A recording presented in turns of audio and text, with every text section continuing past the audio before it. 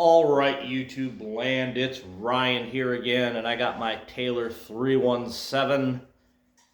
Gonna try out a couple of picks and talk about some stuff about Grand Pacific Taylors.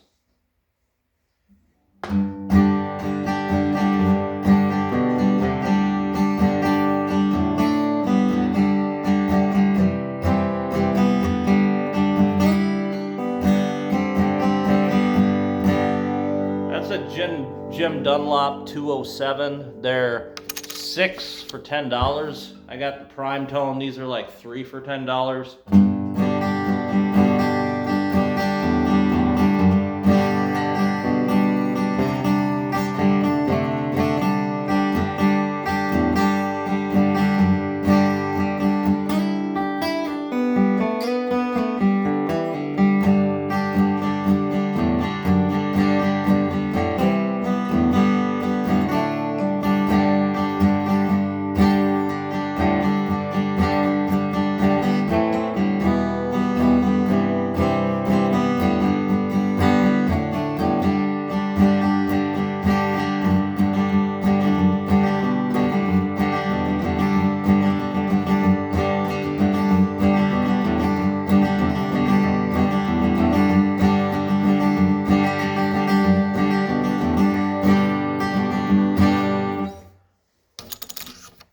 $207.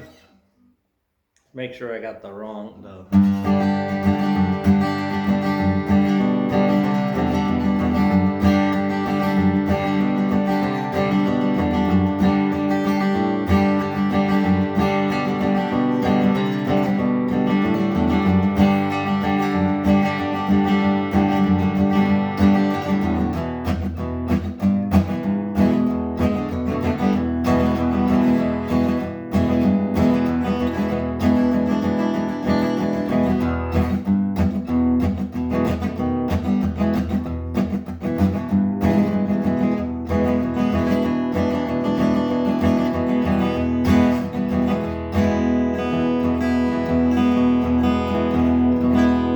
I prefer the 207. I like the size of it better. I think it's got a little bit more mellow tone.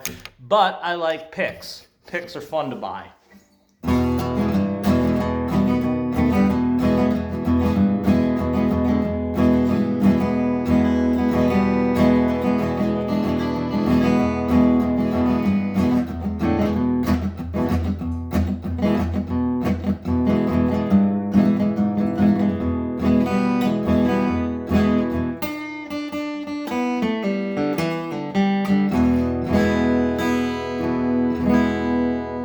Anywho, I mainly want to talk about Taylor Grand Pacific. So here's my thought, and this is my thought on other guitars, at least for me.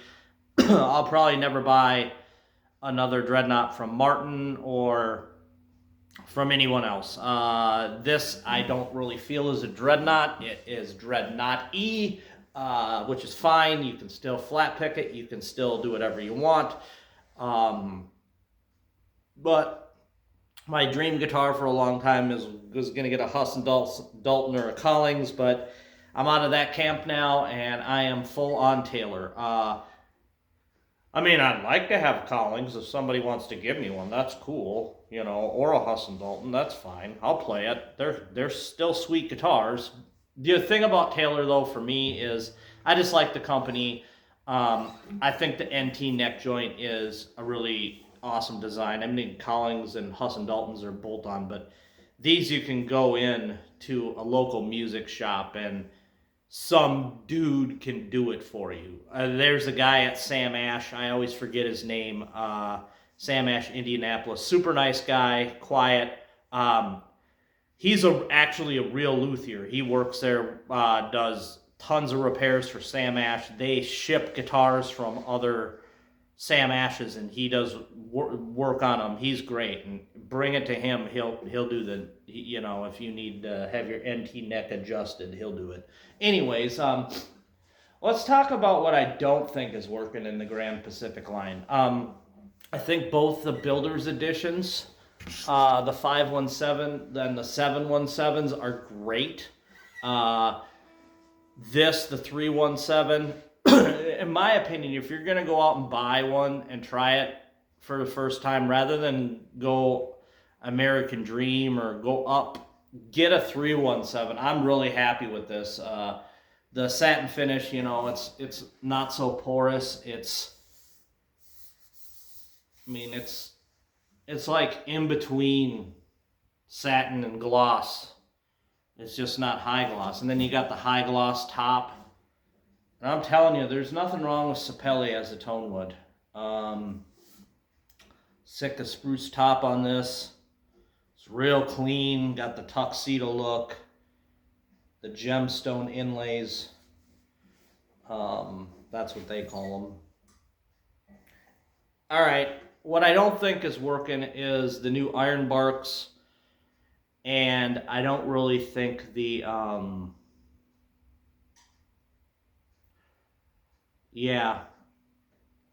mainly the Urban Ironbark.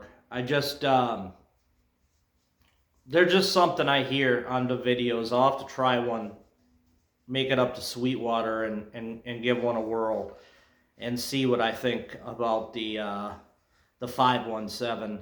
But and maybe I'll be wrong. Maybe people again are playing with too thin of a pick and stuff. And I'll bring a thicker pick up there and play more towards the back area like a bluegrasser, you know, like Tony Rice taught us to do.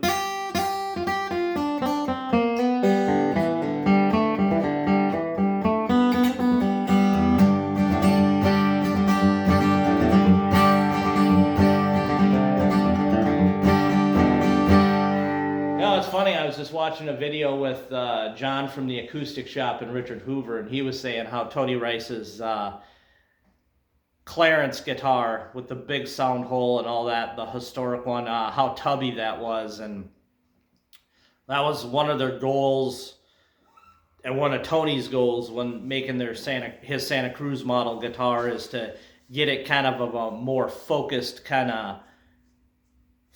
tone, you know, where you can get the bass out of it, but if you want to get some chang.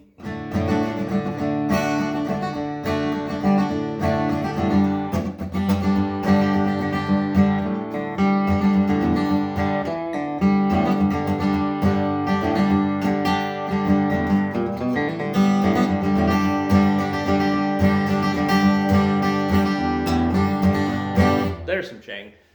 Anyways, another guitar I'd love to have. I'd love to get one of those Santa Cruz. I think they're the 34 series or vintage series. I don't know which one it is, but it's the one where he uses the old growth tone woods that were cut down in the 30s or whatever. If I'm ever rich, I'm buying one of those for sure. But I'm not rich, I'm poor, so you know that. I'm gonna go with like 4,000 is kind of like maxed out for a guy like me as far as guitars. And that's another thing, Taylor. You keep raising your prices. I know the economy is getting tough and stuff, but you're gonna remove some of your the people that are able to buy your guitars.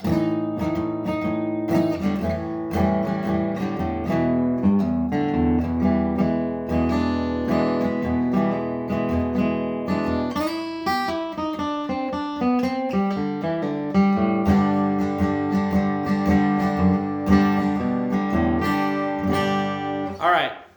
Grand Pacifics that need to happen, and then I'm going to end the video. All right. We need a 517 that has a cedar top and mahogany back and sides.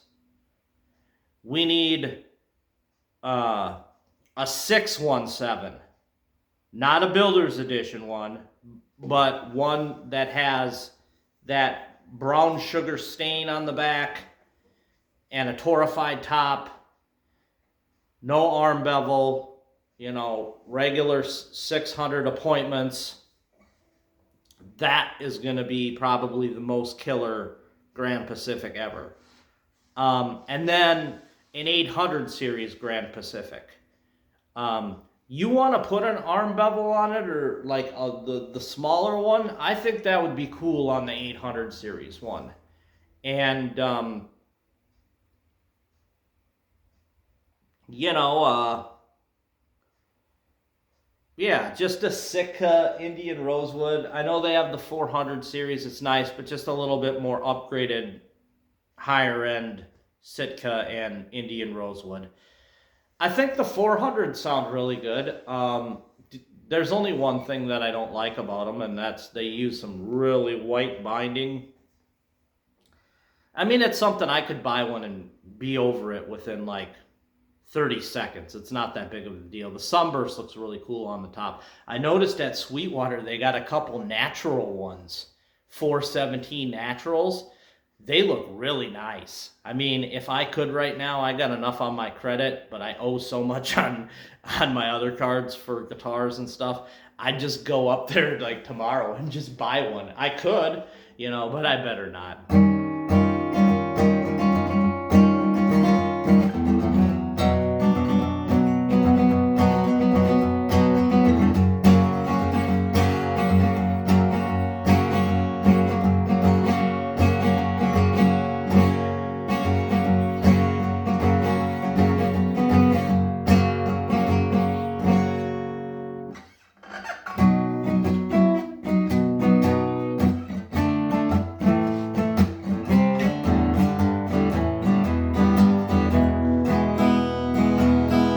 Another thing about the Grand Pacific and my GS Mini, I've been having fun with barcordy stuff again.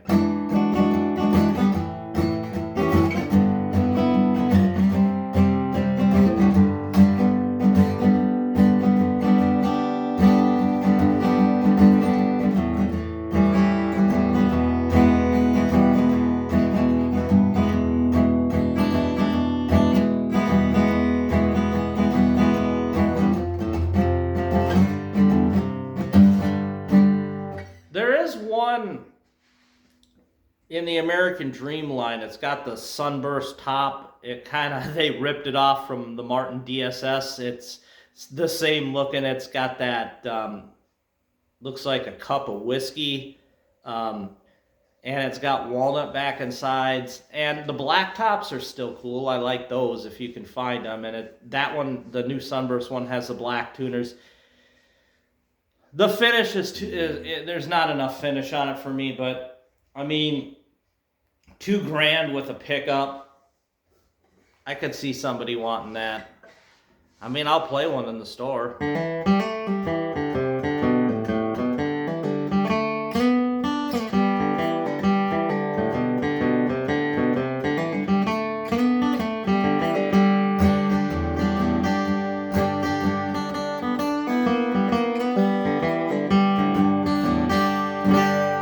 Signing off, getting long.